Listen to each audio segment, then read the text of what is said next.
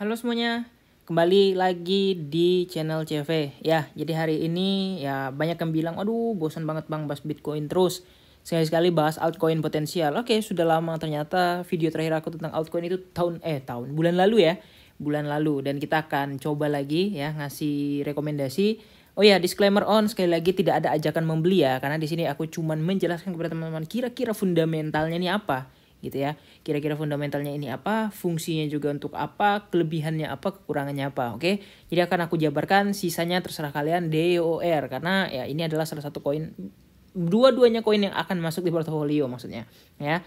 Nah, tentang seberapa belinya ya itu aku nggak akan kasih tahu karena ya situasional, tergantung nantinya gimana gitu ya.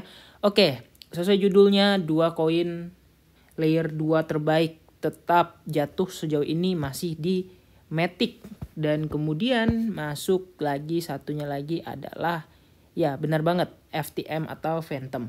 Ya, kita akan bedah ya beberapa hal yang perlu kita bedah dari kedua koin ini. Nah, sebelumnya kalian perlu tahu dulu layer 1 dan layer 2. Nah, jadi layer 1 ini adalah koin ya, altcoin atau altcoin bisa kita bilang altcoin major yang punya blockchain sendiri. Oke. Nah, bedanya apa dengan koin layer 2? Koin layer 2 ini dulunya adalah token ya. Token dari Ethereum yang kemudian mainnet menjadi L2 ya. Bisa nggak dia jadi L1? Bisa aja. Tapi kenapa mereka memilih jadi layer 2? Karena adalah scaling ya. Scaling itu apa? Nah, for example aku kasih contoh, scaling itu contohnya kayak gini ya, biar gampang. Nah, jadi scaling itu adalah dia upgrade, versi upgrade-nya, tapi tidak menghilangkan sifat asal. Contoh nih, ini orang tua ya. Ini orang tua. Nah, ini dua orang tua, kemudian mereka menikah dan melahirkan, misalnya ada dua orang anak ya.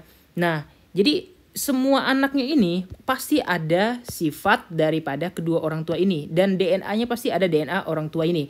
Nah, orang tuanya ini siapa? Orang tua semua layer 2 itu adalah Ethereum.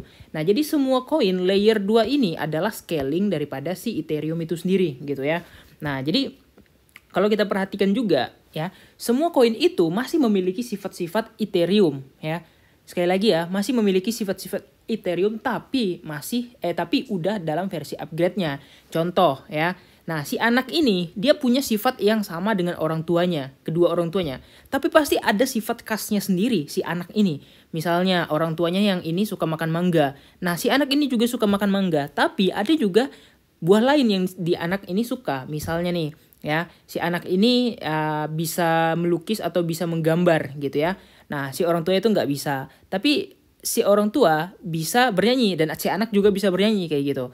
Nah, jadi intinya sifat daripada Ethereum itu diwariskan untuk semua koin-koin layer 2 ini, tapi dengan versi yang ditawarkan mereka sendiri. Misalnya si Ethereum ini menawarkan transaksi yang valid, yang solid, tapi si anak ini juga menawarkan transaksi yang solid tapi dengan harga atau transaksi yang lebih cepat, mungkin ya, lebih cepat dan juga lebih murah gitu kan.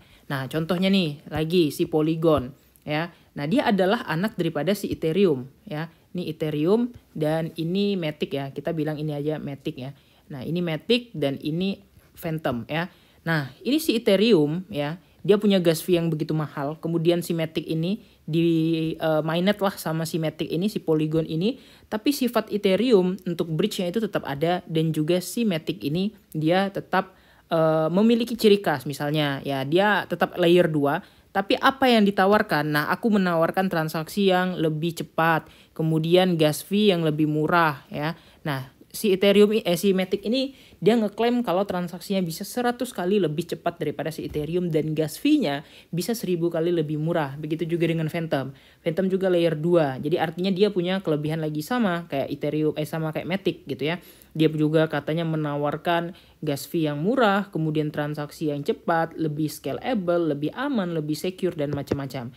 Nah, si induknya, si Ethereum ini apakah marah? Tentu saja tidak, karena mereka tetap mewariskan sifat-sifat dari Ethereum yang sebagai layer 1 kemudian menjadi layer 2 ya. Gitu. Nah, itulah kira-kira penganalogiannya. Jadi anaknya ya, setiap orang tua pasti memiliki ciri khasnya yang diturunkan kepada anak, tapi si anak ini punya ciri khas juga ya, yang tidak dimiliki si orang tua tersebut atau versi upgrade-nya kita bilang. Oke.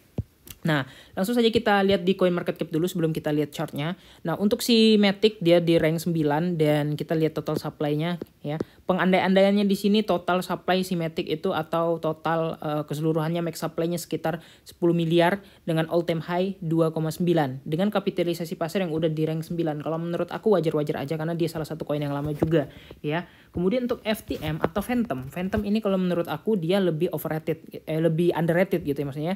Nah, all time high-nya di 3,4 ya. Itu lebih tinggi daripada harga si Matic itu tadi dan kemudian total supply-nya di sini cuma dikit atau max supply-nya juga dikit, cuma 3,175. Nah, perbandingan 10 dengan 3,15 itu artinya total supply si Matic ini 3 kali lebih banyak daripada total supply si Phantom, yang artinya yang lebih potensial punya harga tinggi jelas secara hukum supply and demand tentu aja si Phantom gitu ya. Nah, tapi kita lihat juga dari segi ekosistemnya. Nah, jujur untuk ekosistem Phantom sebenarnya dia udah udah sangat-sangat solid karena ya mungkin kalian tahu di tahun 2021 akhir ya kan di bulan-bulan di kuartal ketiga Phantom adalah salah satu koin yang gila banget waktu itu yang wah pokoknya gila lah sampai dia all time high sendiri koin-koin lain itu nggak all time high, dia all time high sendiri. Kemudian banyak banget yang micin juga udah mulai rilis di Phantom pada akhir 2022 sampai dengan awal 2021 lalu ekosistemnya hilang. Maksudnya hilang itu kayak ya udah terlupakan gitu ya. Orang lupa kalau Phantom pernah segila itu, tapi ya sewajarnya aja sih. Soalnya ya kalau kita perhatikan Phantom ini juga udah udah cross chain ya dengan beberapa stablecoin contohnya Tether dan juga USDT dan kemudian DAI gitu ya. Nah, kalau kalian lihat juga dia lengkap banget, ada koin ada wallet, ada launchpad, ada privacy, Oracle, payment gitu kan. Dan semua juga kayaknya udah pada cross chain gitu kan dengan Phantom dan satu-satunya DeFi Phantom yang masih kalau menurut aku masih oke adalah si SpokySwap ini. Nah, SpokySwap ini kayak ya bisa kita bilang SushiSwap-nya di BSC gitu ya. Nah, untuk kayak yang lain-lain itu kalau menurut aku udah oke banget, ekosistemnya udah jalan juga dan udah banyak micinnya juga. Dan untuk sekarang kalau di harganya ya masih oke lah. Nah, kalau kita lihat si Matic ini sendiri, ini sebenarnya masih kurang gitu kan. Masih banyak lagi ekosistem Matic yang lainnya, ada walletnya, kemudian Oracle-nya, kemudian harusnya ada DeFi-nya juga di sini. Tapi karena terlalu banyak tapi nggak dimasukin ke sini. Nah, kalau si Matic ini si Polygon ini kalau kita lihat itu jauh lebih banyak daripada si Phantom. Wajar dengan kapitalisasi pasar dan juga yang namanya umur gitu ya. Semakin tua umurnya, semakin bagus proyeknya, maka makin banyak proyek yang dibangun di atas blockchain-nya tuh ya. Nah, jadi kesimpulannya gimana nih Bang? Mending Matic atau Phantom? Nah, kalau menurut aku Matic dan Phantom sebenarnya sama aja gitu ya. Nah, tapi di kapitalisasi pasar tentu lebih sulit untuk si Matic naik. Kenapa? Karena ranknya udah tinggi daripada si Phantom. Nah, kalau Phantom masih di level masih di range 42 dan kalau menurut aku masih oke-oke aja gitu ya. Nah, kita akan coba hitung pakai Fibo. Kita anggap di sini titik nolnya dan titik satunya itu di sini ya. Di sini kemarin ya. Nolnya di sini ya, nolnya di sini dan satunya di sini karena kita anggaplah dia udah bottom di situ dan ya kalau menurut aku ya ini targetnya kalau misalnya secara habis ya dari Fibonacci itu dia bisa aja pergi ke area-area ini untuk Phantom. Ini udah max sebenarnya ya. Udah di area 2, ini karena all time high-nya kan di sekitar 3. Apakah dia bisa balik ke 2 lagi? Nah, kita nggak tahu ya. Tapi ini kan hanya target daripada angka Fibonacci yang kita cari gitu. Nah, untuk sekarang mungkin untuk Phantom ini jujur aja ini mungkin lagi di area sekitar Fibonya yang udah lumayan dalam yaitu 0,3. Kemudian harganya juga di 0,36, kemudian di sini juga sebenarnya ada Fibo golden rasio yaitu 0,5 dan juga di situ ada EMA 200 time frame daily gitu. Nah, sebenarnya ini adalah paket kompleks bearisnya yang harus diretes kalau dia harganya mau naik. Tapi kalau menurut aku kalian mending cicil ya di sekitar 0,35 ke bawah itu lebih cocok. Sekali lagi ya disclaimer on ya, tidak memaksa kalian membeli atau enggak, tapi ini aku tetap pasti stok karena aku pasti senang lah sama Phantom ini karena dia dulu benar-benar gila banget pas bull run dan ekosistemnya juga kalau lihat semakin jalan ya sama kayak Matic. Kalau Matic ya udah kita nggak perlu ragukan lagi lah, udah pasti gitu ya. Nah, kita hanya lihat secara segi teknikalnya dan kalau menurut aku apakah ini bearish is over kayaknya belum ya, dan kita mungkin masih bisa dapat cheapest price lagi atau more cheap lagi harganya. Dan kemudian di sini kita akan lihat si Matic ya, Matic USDT. Nah, di sini Matic. Nah, kita lihat untuk si Matic. Nah, kalau kita lihat di Matic ini sempat kemarin gila dia naik sendiri ketika ketika bearish. Dan kalau untuk si Matic ini jujur ini udah jauh banget guys ya. Ini jauh banget, kemarin sempat low banget itu di sekitar bulan Juni, dan kemudian kemarin sempat jauh banget sudah naik ke 1,5 dan buat orang gila. Nah, kita anggapkan sama aja kayak tadi. Ini di sini adalah di situ adalah titik nolnya ya, titik bottomnya. Kemudian satunya terakhir kemarin di sini ya. Nah, kita anggapnya aja kayak gini.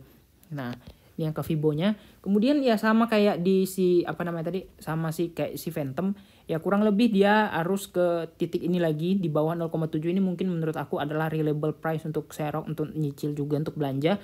Karena apa? Karena secara chart ya kalian lihat. Nah, kalau secara Fibo dia jauh banget guys. Aku padahal pernah pasang nih target untuk Matic ini 4 tahun ini, apakah sampai atau enggak. Tapi kalau secara si Fibo mentok-mentoknya dia bisa di 5 kalau di 4, tapi kita nggak usah lah ambil kejauhan sampai di sana gitu ya. Nah, aku pernah pasang 4 sampai atau enggak ya 3,6 sebenarnya udah oke untuk bull run lagi gitu ya. Nah, sebenarnya kalau kita hitung pakai Fibo daily itu kan tergantung tergantung FOMO juga. Jadi nggak mesti harus sama dengan angka Fibonya tersebut, karena ya tidak ada yang bisa mengukur angka FOMO dari suatu orang atau suatu koin gitu ya. Nah, tapi kalau menurut aku udah cocok banget ya. Ini 2 koin yang aku rekomendasikan masuk porto kalian. Selebihnya sisa kalian ngulik lagi, tinggal Xerox atau belanja di area berapa. Oke, kira-kira gitu aja. Jangan lupa untuk like dan subscribe, and see you next video. Bye bye.